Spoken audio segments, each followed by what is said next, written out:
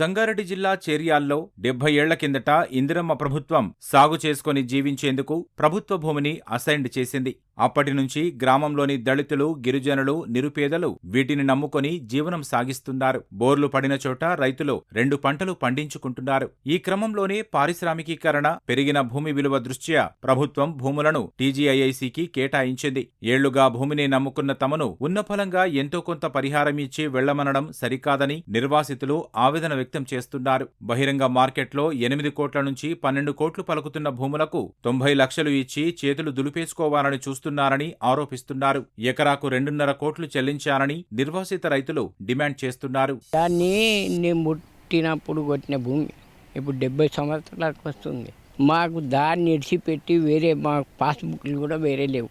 అవే passbook మాకు. ఇక వీళ్ళు వచ్చి తీసుకుంటాం, ఎంతనో ఇంత ఇస్తాం, తీసుకుంటాం అంటే మాకు దాలేదని మేము కొట్లాడుతాం.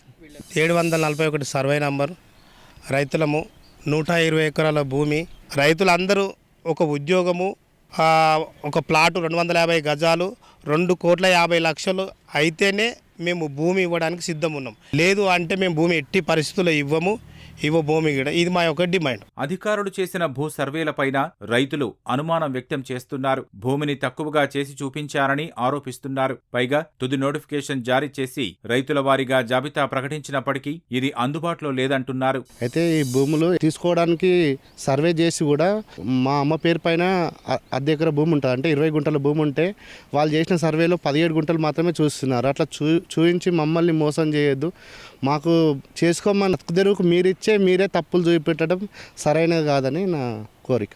మేమందరము పేదవాళ్ళమన్నాము. మేము బతకడానికి వేరే సోర్సెస్ ఏం లేవు, అవే భూములు కాబట్టి ఆ భూముల మీద గవర్నమెంట్ మాకు చెప్పకుండా వాళ్ళ ఇష్ట అనుసారంగా సర్వేలు చేస్తున్నారు. సర్వేలు చేసేటప్పుడు కూడా మేము అడిగితే ఏమన్నారంటే మీ పొజిషన్ ఎక్కడెక్కడ ఉందో మీకు తెలియదు కదా, పొజిషన్ చూపెట్టుండి, మీరు సహకరిస్తే మేము కొలిసి మీ పొజిషన్ మీకు చూపెడతాము, మీరు ఒప్పుకుంటేనే మీ భూములు వేరే వాళ్ళకి అప్పచెప్తాము, లేకపోతే మేము ఊకుంటాము అని చెప్పి అధికారులు అనడం జరిగింది సార్.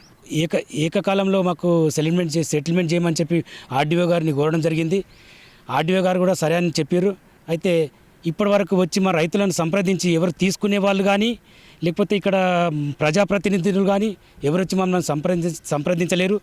సంప్రదించక మేము అయోమయంలో ఉన్నాం సార్. చూపెట్టి ఏమో నాటకం చేసినట్టుంది ఇది. రైతులు అంగీకరిస్తేనే భూములు సేకరిస్తామని, నిబంధనలకు అనుగుణంగానే సర్వే చేపట్టామని కంది తహసీల్దార్ రవికుమార్ స్పష్టం చేశారు. ఏమైనా అభ్యంతరాలుంటే ఫిర్యాదు చేస్తే రైతుల సమక్షంలో మళ్లీ సర్వే చేస్తామని తెలిపారు. 741 సర్వే నంబర్లో 121 ఎకరాల 16 గుంటలకి మనము నోటిఫికేషన్ వేయడం జరిగింది. తర్వాత గ్రామసభ పెట్టడం జరిగింది. గ్రామస్తులతో చర్చించడం జరిగింది. వాళ్ళు కూడా కొన్ని అభ్యంతరాలు వ్యక్తం చేశారు. ఇందులో భాగంగా వాళ్ళు రేట్ పెంచమని చెప్పారు, ఎకరానికి 2 కోట్ల వరకు. అదేవిధంగా ప్రతి ఇంటికి ఒక ఉద్యోగం ఇవ్వమని చెప్పారు. దాన్ని కూడా మేము పరిశీలిస్తామని చెప్పాము. అందులో భాగంగా వాళ్ళందరూ అంగీకరించడం జరిగింది. ఇప్పుడు మొన్న 19వ తారీఖు మనం డిక్లరేషన్ వేసాము, ఫైనల్ డిక్లరేషను. ఏమైనా అభ్యంతరాలు ఉన్నా వాళ్ళ తరపున ఇవ్వవచ్చని తెలియజేయడం జరిగినది. అలాంటివి వచ్చినాయి. ఎవరన్నా ఇంతవరకు ఎటువంటి దరఖాస్తులు రాలేదు. మనము వేసి కూడా 7-8 డేస్ అయింది. ఇంతవరకు అట్లాంటివి మా దృష్టికి వస్తే తప్పకుండా మేము చర్య తీసుకుంటాం. ఏళ్లుగా సాగు చేస్తున్న ఈ భూములే తమ జీవనాధారమని, బహిరంగ మార్కెట్ విలువను బట్టి ధరను కేటాయించాలని రైతులు కోరుతున్నారు.